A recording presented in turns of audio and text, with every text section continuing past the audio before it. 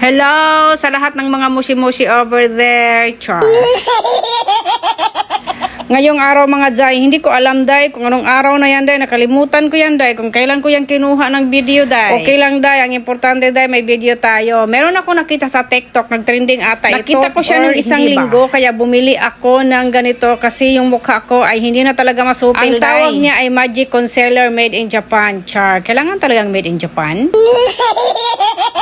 Dahil nagwawala ang ating mga mata Day, ay hindi pala nagwawala ang ating mga eye bags Day, ay ewan ko ba dito sa mga eye bag na ko bakit siya nangingitim Day. Dahil sa ako ay gaya-gaya po tumaya, wala naman pera, ay bumili din ako ng Magic Concealer na ito made in Japan daw. Nakita mo dyan, ng kalahating mukha ay pangit, ang kalahating mukha ay maganda. Pag nilagyan mo raw ng ganyan ay magiging maganda na raw, charot. So dahil araw-araw naglalakad o may lakad ang inyong lingkod, ay maglagay tayo ng concealer Day, baka sabihin naman ang kaharap natin Day, ay saan ba ito nanggaling ng wakwak itong babaeng ito. Kaya walang patumpik-tumpik at wala tayong pira Day, magbili talaga tayo nito Day. May retinol pala yan Day, at saka may vitamin ek pala dyan, at dahil marami pang nakasulat dyan Day, translated with English pa, kaso lang hindi ko mamabasa Day, dahil yung mataba na yung lingkod Day ay hindi talaga maganda yun sa paningin ko yan Day, kasi nga Day hindi ako makakita na masyado ng maliliit Day, ganyan talaga Day pag mga bata-bata pa tayo ba. Dahil nabudol ako, ay magpabudol na rin kayo, alangan naman ako lang mag-isa magbudol-budol nito. Sinabi ko pala dyan Day, ay meron yan tatlong kulay, merong pink beige, may yellow beige, at saka may salmon beige. Dahil sa mahilig tayo sa salmon Day, ay salmon na lang din kinuha ko oy.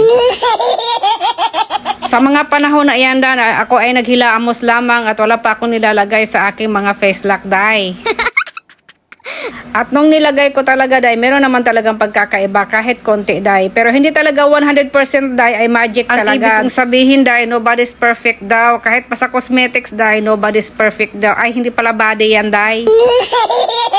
Bubuksan ko na yan, ay binuksan ko na nga pala Day. Tingnan mo, napaka-sexy niya Day, kasing sexy mo Day. Wow! Kasing ganda mo rin dyan Day. Nahirapan ako sa kalisod Day. Kung nakikita mo dyan Day, ay pinabalintong-balintong ko man yan Day. Ibig kong sabihin Day, yung sa ilalim lang ang nakasulat ay ni Hongo Day. Hindi ko babasa yan Day. Masyadong maliit Day. Ang sumatotal sa lahat ng mga sinasabi ko Day, ay nakita ko siya sa TikTok. Tapos ginamit ng babaeng hindi ko kilala. Tapos nung pagkatapos yung ginamit yan Day, abay gumanda talaga siya Day, ng mga 70% Day. O dati pa talaga siyang maganda. Ang ibig kong sabihin Day, na wala talaga yung mga sumpa-sumpa sa kanyang mukha Day, pati yung eye bag Day. Hindi ko lang maintindihan Day, nung nakita ko sa TikTok, yung eye bag niya ay nabura, yung akin ay nabawasan lang. Ay naku, napaka-unfair naman talaga sa mundo.